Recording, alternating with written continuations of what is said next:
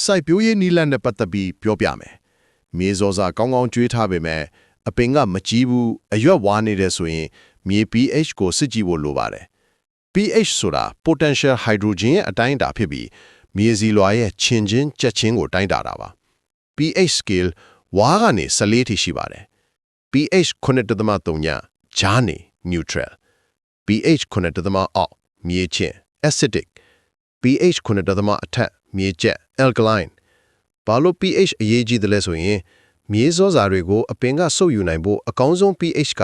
6.3 ကနေ 9.3 အတွင်းမှာပါ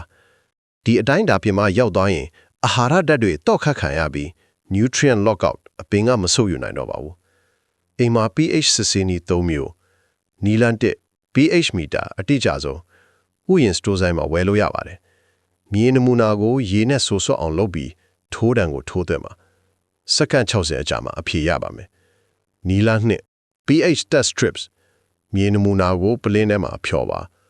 စမ်းသပ်စက်ကိုနှုတ်ပြီးအယောင်ပြောင်းလာတဲ့အတိုင်းဇယားနဲ့ရှင်းကြည့်ပါနီလန်3အိမ်သုံးနည်း baking soda and vinegar test တိကျမှုနည်းပေမဲ့ချင်းချက်ချဲခွဲကြနိုင်ပါတယ်မြေနမူနာကိုခွက်ခွဲပါ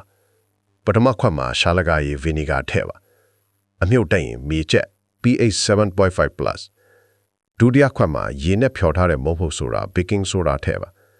အမြုပ်တက်ရင်မြေချင်း pH 5.5 minus မြေချင်းလုံး acidic pH 5.5 အောက်အတွက်ပြုပြင်နည်း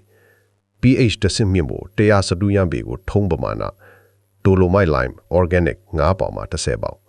magnesium လည်းပါ hydrated lime ဓာတု3ပေါင်မှာ9ပေါင်မြန်လှုပ် wood ash organic 10ပေါင်မှာ20ပေါင် potassium လည်းပါထုံးကိုဆောင်းဦးတို့မဟုတ်ຫນွေဦးပေါင်မှာထက်မြေနဲ့ကောင်းကောင်းရောပြီးရေလောင်း pH ပြောင်းဖို့နှစ်4လကြာပါတယ်မြေchấtလုံး alkaline pH 7.5 အထက်အတွက်ပြုပြင်နည်း pH တဆင့်လျှော့ဖို့100စတုရန်းပေကို elemental sulfur ဓာတု1ပေါင်မှ2ပေါင်အမြတ်ဆုံးလို့ P3 moss organic 10ပေါင်မှ20ပေါင် coffee နဲ့အလင်း10ပေါင်မှ20ပေါင်တင်းချုအများမြေပုံးနေနဲ့3 sulfur ကိုຫນွေဦးပေါင်မှထက် pH ပြောင်းဖို့3-6လကြာနိုင်ပါတယ် pH အတိုင်းတားလိုက်စိုက်တဲ့အပင်များမြေချင်းကြိုက် pH 4.5 6.0 အတွက် blueberry ရှာဇလဘက်အာလူခရမ်းကျင်ငရုတ်ဖယုံနွန်းစီဂျာနေမြေကြိုက် pH 6.0 7.0 အတွက်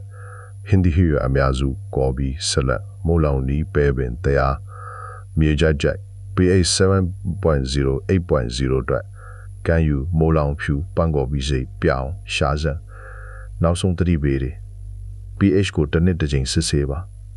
ထုံးတော့မဟုတ်စာဖာထည့်ပြီးအနည်းဆုံးနှစ်4ပါစောင့်ပြီး pH ပြန်စစ်ပါတစ်ချိန်နဲ့အများကြီးမပြုတ်ပြန်ပါနဲ့ဖြည်းဖြည်းပြုတ်ပြန်ပါ organic နည်းတွေအပို့နေပေမဲ့မြေစီရာကိုပိုကြမ်းပါစေတယ်နေ့စဉ်9မိနစ်စာတူတူစိုက်ပျိုးနည်းလမ်းတွေကိုလေ့လာပြီးစိုက်ပျိုးပညာရှင်ဖြစ်ဖို့ follow လုပ်ထားပါ